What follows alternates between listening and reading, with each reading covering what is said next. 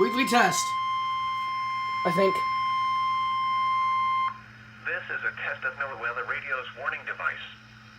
During potentially dangerous weather situations, specially built receivers are automatically activated to warn of impending hazards. When there is a threat of or existing severe weather, the test is postponed until the first available good weather day. Reception of this broadcast and the warning alarm will vary at any given location.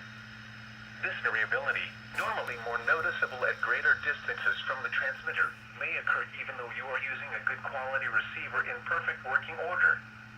The warning alarm will be activated for warnings in selected watches affecting locations in portions of West Kentucky, Southeast Missouri, Southern Illinois, Southwest Indiana, and Northwest Tennessee.